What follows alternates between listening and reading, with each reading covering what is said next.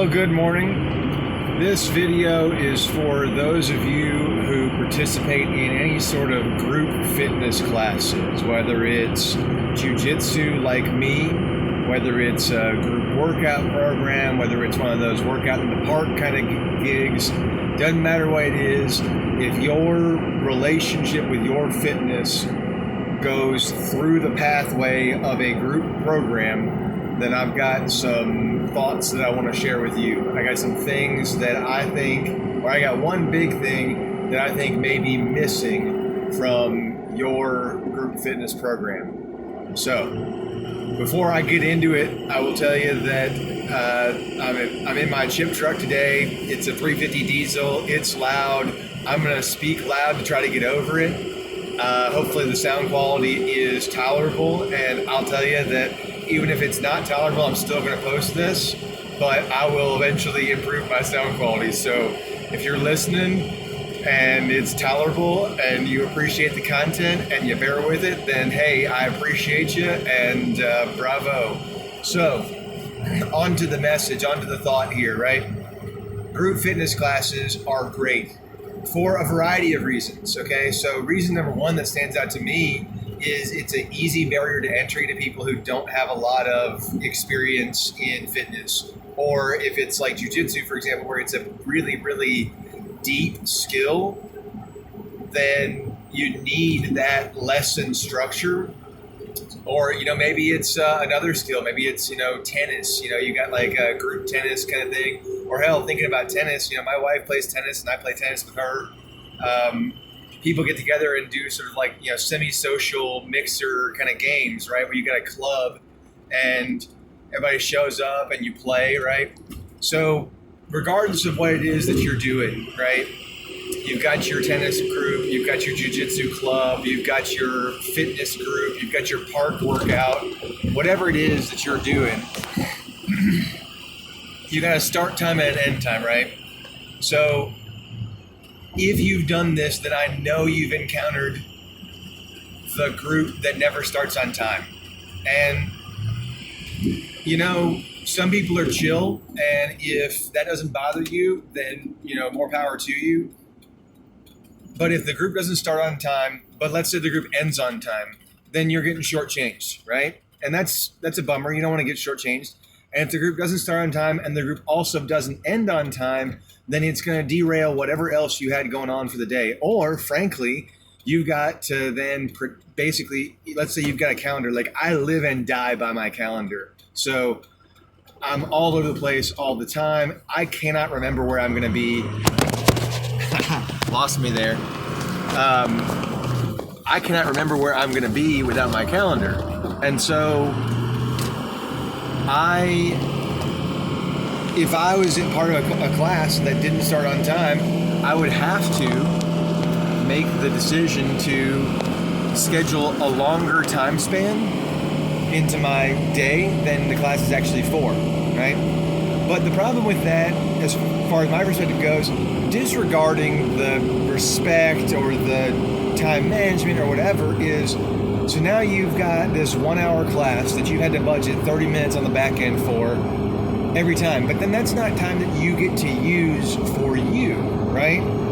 You've got to that time now belongs to them. So you have this group, and this group claims an hour of your day. And you get benefit from it, but you give up your hour. Well, now you've got to give up an hour and a half to that group, okay? So the math I'm trying to work out here is one of time, right? This time of what do you get from your group and what are you giving up in return? So you're paying time to learn or to grow or to commune or whatever. And that's a valuable exchange. But here's the proposition for you then. If we're going to consider this exchange, my proposition is, what would it look like if you came early and you came 30 minutes early and you said, I'm going to take that 30 minutes from the back end and I'm going to put it on the front end and I'm going to leave on time, right? Whether the group's done or not. And when you get there 30 minutes early, you get to spend time on yourself. You get to do whatever it is that you want to be doing. And let's just keep this within the fairly narrow context of your fitness relationship with yourself, right? And let's talk about warming up. Let's talk about working on specific skills. Let's talk about, the group fitness class is really good at A, B, C, and D, but it always leaves E out. And I really wish I could work on E a little bit more. And so then you spend that 30 minutes, you work on E, right? So I'm a big, big, big proponent of showing up early, because personally, there is no group fitness class out there that's going to hit all the things that are important to me. They're just not going to happen. So let's use jiu-jitsu for the example.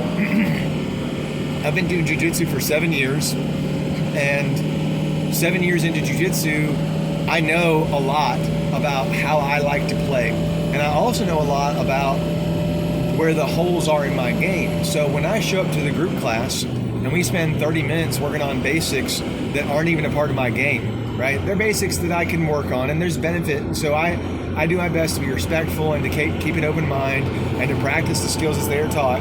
But if I had my choice, I wouldn't be working on those skills at all. I'd be working on the skills that are part of my game. Now, for those of you who don't know anything about jiu-jitsu, jiu-jitsu is a grappling martial art, and I can tell you from firsthand experience that there are so many ways to pin a person down, to take them to the ground, to control the person, to submit the person, to basically, there's so many ways to play the game that there are areas of the human body, or there are areas of the game as far as strategy and tactics go, that you don't ever have to use. You can be completely ignorant of highly effective techniques and still be highly successful in your own way. And so with that in mind, there's a question of okay, well, I can kind of hear the argument building as I talk about this, where you say, well, hang on a second, I don't need, maybe you need those basics, maybe you need that beginner stuff, and I'm with you. I think that there's value in that, I do. But there's also value in knowing what you want to get out of your time. And so what I want to get out of my time is I want to work on the specific skills that I believe are going to benefit me most for my style of play, and I want to have fun. Okay, so fun is a massively overlooked, or at least it's not spoken about enough. I think people are keyed into fun, but I don't think they speak about it enough. It's when you're going and you're being active and you're working out or you're training for whatever you're doing and you're not having fun, you're missing something. You are missing something, right? So I want to have fun. Well, class isn't fun, and that's just the reality of it. So if I come in and class is 45 minutes long, and then we have 15 minutes at the end of class to drill, and then everybody starts to leave, I only got maybe 15 minutes of fun, assuming that I was able to get some fun rounds in right there at the end of class. Or maybe, if it's a bad day and there's not a lot of good people there, or if it's a slow day and there's not a lot of people there, or let's say I pair up with somebody who just really needs my assistance, who's much newer than me, and I've just got to work on what they need to do because I got to be selfless that day. Where's my fun, right? Well, the answer is before class, right? So I go to class at least 30 minutes early. I am consistently at my gym one of, if not the first person on the mat. And then I am consistently at my gym either one of or the last person on the mat. So I usually open the damn floor up, and I'm usually out there cleaning it up, wiping the mats down when we're done. And the benefit from this is I get time to spend on me. Okay, so I get the benefit of the group class. I get the benefit of the energy that comes from the group environment. I get the benefit of the instruction that comes from the group environment. I get the benefit of the communion that comes from the group environment. And then, of course, jiu-jitsu in particular is a partnership thing. It's not really, you can do some solo stuff, but there's only so much you can do solo. And so what I'm driving at here is I get all these benefits, but because I allotted that 30 minutes on the front, right, rather than letting somebody else dictate where I got that 30 minutes, like I said at the very beginning, right? If your group runs late or doesn't start on time and you spend 30 minutes on the back end because let's say you wanted to get in your workout. Actually, let's address this for a moment. Let's talk about why would you let them push your 30 minutes off the back end, right? And the biggest answer that comes to mind for me is because you needed your workout, and the group started late, and you didn't want to shortchange yourself for your workout. I think that's fairly reasonable. I think that you would want to then say, okay, well, if the group started late, then I'm going to run late so that I get my workout. Once again, though, what if you came 30 minutes early, you began your workout 30 minutes early? If you've been doing this for even a week, you've got enough knowledge in your head of, okay, well, if I've been working out for a week in this group class, I can just do a few of the things that we did, in the past week, and just do those a little bit slower, try to get myself warmed up. I can do, the things a bit more technically. I can explore the movement a little bit. Like every single, especially like body weight stuff, man. If you're like, let's say you're doing a park workout, right? Park workout is mostly body weight stuff. Every single body weight exercise can be varied, I don't know, at least 5 times, if not, frankly, an infinite ways. Because if you change your hand position, if you rotate your hands in, you rotate them out, you shift your body weight forward, you shift your body weight backwards, whatever, right? I was kind of thinking push-up as I was talking there, right? I'm thinking about push-up, hand width, hand angle, hand relationship to torso, shifting your weight forward and backwards, being on your knees, not being on your knees, head position, foot position, one leg, one arm, right? The list just goes on and on. That variability is a perfect thing to explore when you are doing your solo drills, right? When you're warming up in the beginning.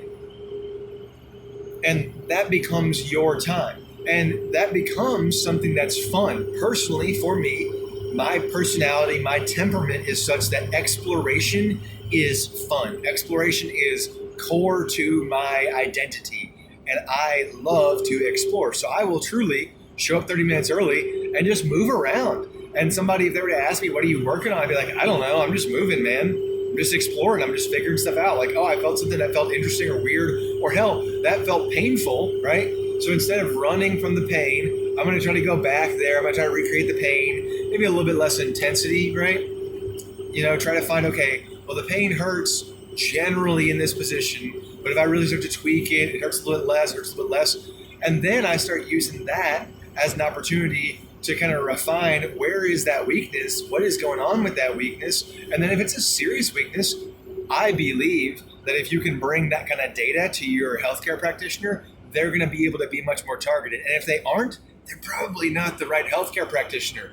Like if you come and you say, I've got this data for you, and they're like, whoa, I don't care. You need a different doctor or whatever, physical therapist or massage therapist.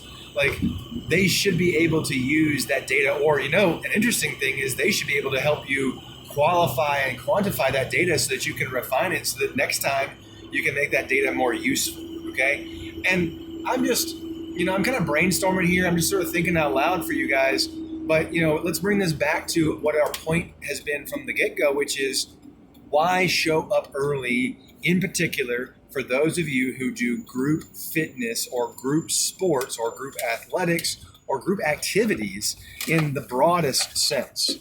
And the answer is you do those group activities because you benefit from the group environment. But you do those group activities and you pay the cost of your time.